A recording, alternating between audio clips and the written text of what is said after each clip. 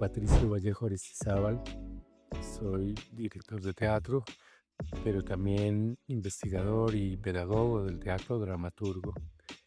Y tuve el privilegio de fundar en 1991 el grupo Contra el Viento Teatro, con el que nos mantenemos en actividad hasta hoy.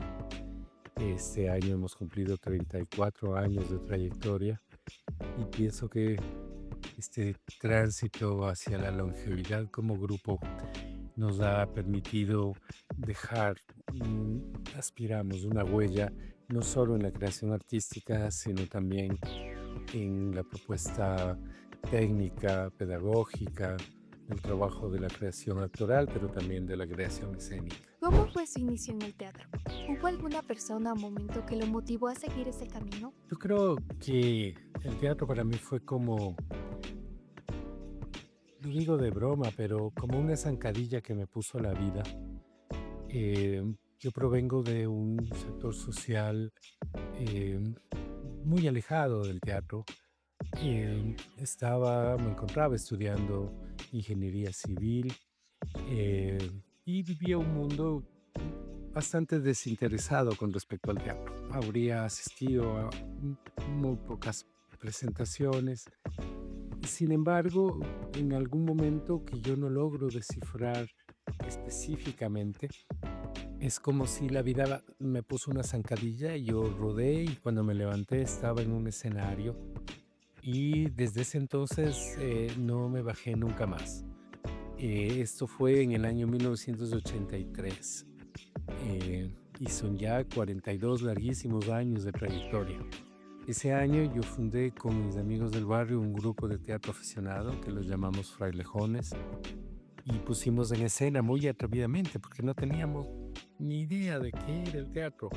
Pusimos en escena 3 obras que yo había escrito y nos presentábamos en las casas de amigos y en algún momento incluso nos invitaron a participar. No éramos un grupo colegial, ni mucho menos, pero participamos en un evento intercolegial en el Teatro San Gabriel, recuerdo, y ya pues eso nos hizo sentir que éramos artistas del teatro. La verdad es que y cuando lo recuerdo, eh, tal vez hay un par de anécdotas que podrían haber influido en mi después definitiva decisión de dedicarme para siempre y completamente y exclusivamente al teatro. Alguna vez asistí a una representación, recuerdo, de Hugo Rey, en la que un actor que después pasó a ser mi maestro, Víctor Hugo Gallegos, hacía una interpretación que a mí me dejó realmente eh, conmovido. Recuerdo que yo en esa época era un adolescente y creo que quería enamorar a una chica y para no invitarla, como todo el mundo, al cine o a comer hamburguesas, decidí, muy sofisticado yo, invitarle al teatro. Eh, pero la obra fue tan potente que yo ni siquiera recuerdo qué pasó con la chica. Yo creo que no me aceptó, pero en cambio el teatro ya marcó una huella definitiva. Y bueno, hubo un par de cosas más de esa época de inicios de los 80s, en la que había un grupo de chicos con los que solíamos ir a lo que ahora es el Parque Metropolitano de Quito.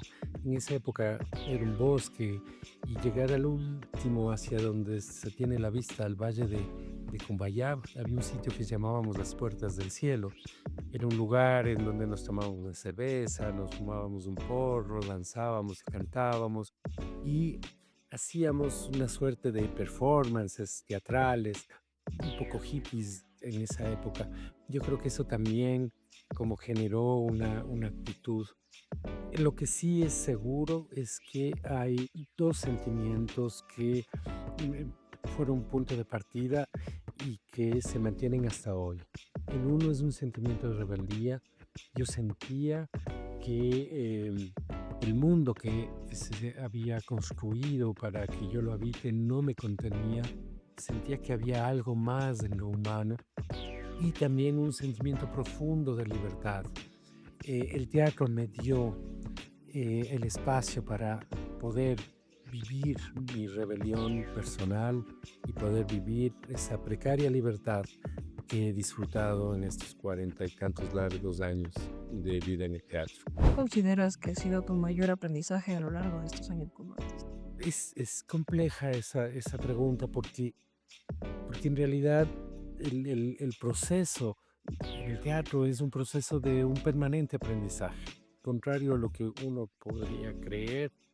eh, Aun cuando ya eres un maestro y tienes discípulos, siempre estás aprendiendo, pero tal vez lo, lo más fuerte fue el que pude entender que las personas somos capaces de construir un mundo para poder habitarlo, modelarlo, darle sentido, invitar a otras personas e integrarte a él y habitarlo y realizar tu existencia dentro de ese mundo que tú has construido.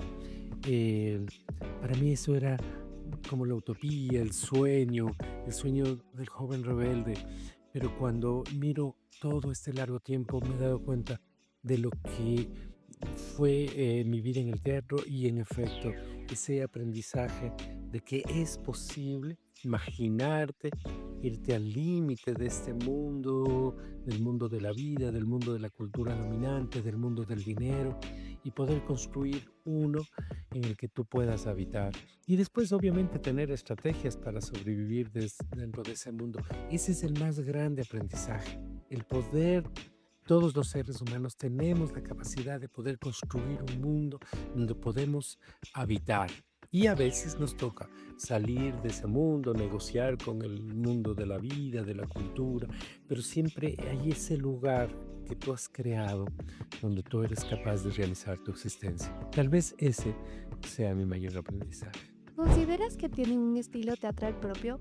¿Y qué temas o problemáticas suelen inspirarlos al momento de escribir o montar una obra? Hemos desarrollado un paradigma, eh, una forma particular y en mi caso personal de enfrentar los procesos creativos en el teatro. Creo que hemos podido con mis compañeros y yo mismo generar este paradigma estético, técnico, práctico, ético, al que llamamos comportamiento barroco del actor y de la escena. Eh, no sé si es solamente un estilo artístico, creo que tiene bastante más, pero el momento de analizar o de revisar, digamos, la estética, la poética de la obra que hemos creado, yo siento que sobre la base de esta propuesta de lo barroco, creo que he sido capaz de construir eh, espectáculos con una diversidad estética, poética. Eh, las temáticas para mí han sido muy diversas. Siempre he dejado que las circunstancias de lo humano me toquen. Mis espectáculos no abordan normalmente un solo tema. Es el tejido de varios temas. Em, la migración, el desarraigo, la muerte, em, también el poder, eh, qué sé yo, em, la derrota humana. Siempre están dando las vueltas. Lo que pasa es que emergen de una forma o de otra dependiendo del espectáculo, pero siempre están. Eh, la injusticia. eh, y hay temas como por ejemplo el femicidio que enfrentamos en la canción de Cito Moro, o temas como el poder, que lo hacemos en estruendo, aparecieran como si fueran preponderantes, pero en realidad son el resultado de tejer distintas temáticas. Yo tengo la sensación de que eh, cuando enfrentamos un proceso creativo, cuando yo enfrento un proceso creativo, me dejo tocar por todo lo humano que pueda aparecer. Y considero que nuestros espectáculos son el tejido de distintas temáticas. Depende del espectador cuál de esas temáticas la prioriza. Por ejemplo, en La Flor de la Chuquiragua hay quienes ven el tema de la migración como lo preponderante, pero dependiendo del espectador, cuando hemos ido a Europa o a los Estados Unidos, ha sido el tema de la guerra, el tema del arquetipo de esta madre que pierde a un hijo en la guerra, lo que les resulta más intrigante. Hay personas que leen esa crítica fuerte al mundo mediático, al mundo virtual, de control de los medios de comunicación que también está en La Flor. Entonces, ha sido, digamos, depende del espectador la temática que él prefiera preponderar, pero sin embargo las obras se tejen distintas temáticas y pienso incluso que se tejen distintas historias dentro de una solo espectáculo. Sabemos que tienes un grupo llamado Contra el Viento. ¿Cómo nació y qué significa el nombre? ¿Quiénes colaboraron? Contra el Viento nace atendiendo a este sentido de rebeldía y esta necesidad de construir un mundo para yo habitar, lo que les decía hace un rato. Yo formaba parte de un elenco que dirigía una directora muy importante, una gran maestra y una madre teatral para mí, María Escudero. Ella decidió abandonar el teatro con un último espectáculo en el que yo fui parte. Y al dejar el teatro, ella me impulsó a que forme un grupo y que desarrolle mi camino, que busque la manera de hacer. Ese impulso fue fundamental. Pero cuando nació, no nació como un grupo de teatro, nos llamábamos Espacio para la Experimentación en el Arte del Actor, muy fanfarrón. No teníamos ni idea. En ese entonces Quito era una ciudad, bueno, sigue siendo una aldeíta aislada entre montañas, no llegaba nada, no teníamos idea. Imagínate que ya estábamos en la década de los 90, ya había pasado el siglo de oro del arte del actor, ya Stanislavski, Meyerhold, Chekhov, Brecht, Grotowski, Barba, todos habían hecho revoluciones, Lecoq, enormes en el arte del actor. Ya en Oriente se había desarrollado el Butoh y todas esas transformaciones brutales. Y nosotros acá no teníamos conocimiento de nada. Sin embargo, decidimos o intuíamos que teníamos que llevar el teatro hacia el arte del actor, explorar cómo construir un camino práctico, técnico para el arte del actor. Y eso nos llevó a todo lo que nos ha pasado después. Sin embargo, el nombre nace de una experiencia que es muy particular, es casi ya una leyenda. Habíamos decidido salir a hacer nuestro entrenamiento en las ruinas de Romicucho, que quedan al norte de Quito, muy cerca del pueblo de San Antonio de Pichincha, donde está la mitad del mundo y todo eso. Son probablemente las ruinas militares más septentrionales de los incas. Es un edificio, es un pucará enorme y muy lindo, y en esa época estaba apenas siendo excavado y abandonado. Entonces, en la parte alta del pucará, nosotros ahí en Rellano hacíamos nuestro entrenamiento. Pero ese es un lugar donde corre un viento muy, muy fuerte. Y hubo un momento en que comenzó a correr el viento y uno sentía como esas piedritas que se levantaban, nos golpeaban el rostro. Y ahí sucedió algo que no sé explicarlo, pero sin proponernos, sin hablarnos siquiera. De pronto yo descubrí que todos estábamos parados en esa pared de piedra que daba al precipicio profundo. El viento nos daba en el rostro y todos estábamos así como con el rostro contra el viento. Era una época en que todos llevábamos el pelo muy largo, hombres y mujeres, entonces estábamos ahí felices, con los brazos abiertos, siendo abrazados por el viento.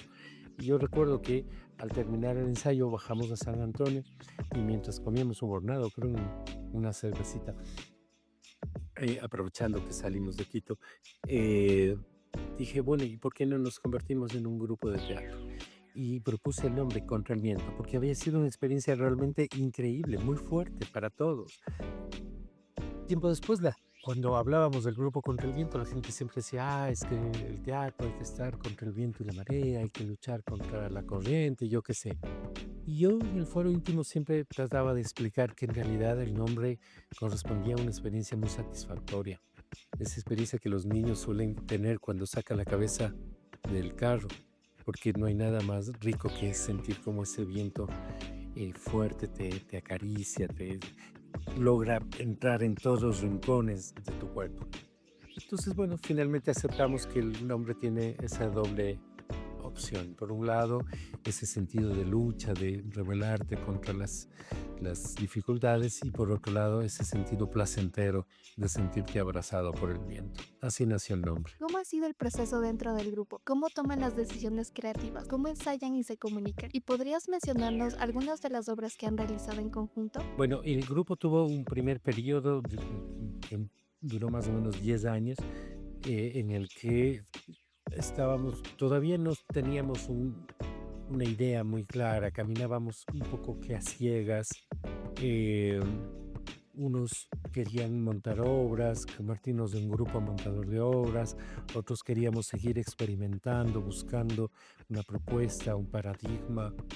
Y mientras eso pasaba, montamos unas cuantas obras, algunas fueron muy bien recibidas, como una versión que hicimos de La señorita Julia de Strindberg y otra que hicimos sobre El beso de la mujer araña.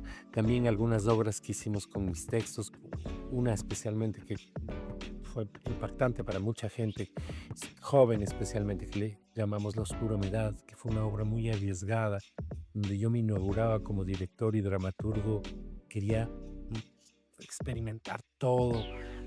No era una buena obra, pero nos abrió puertas y además atrajo a alguna gente.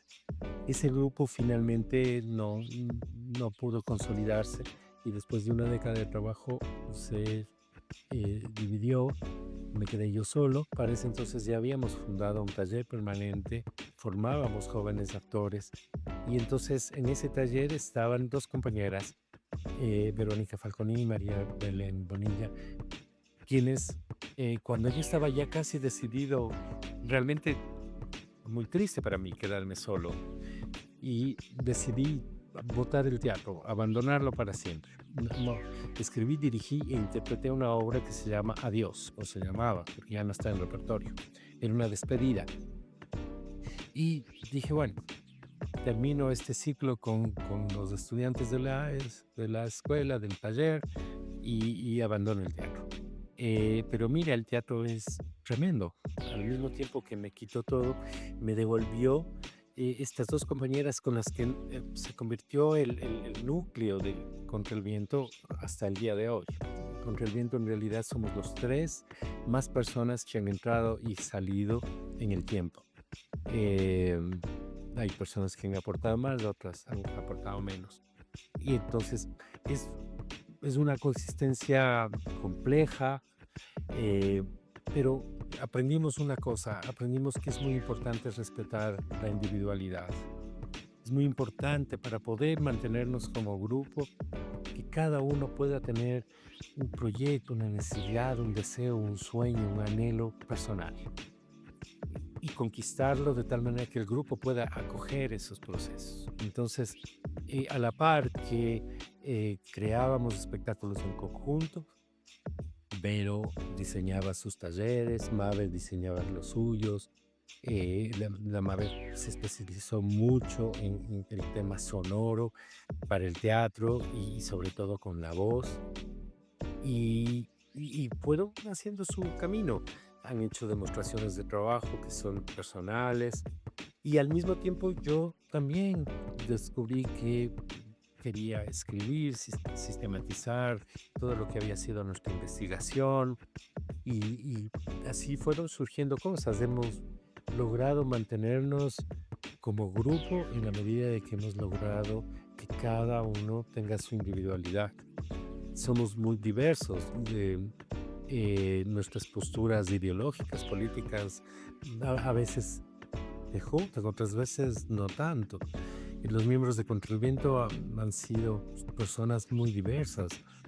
Hubo una época en la que eh, a- integraban compañeros que tenían intereses más aburguesados, y hemos tenido también hasta ahora, por ejemplo, Mabe, que es muy radical, ella es muy militante, feminista, militante marxista, muy de la izquierda.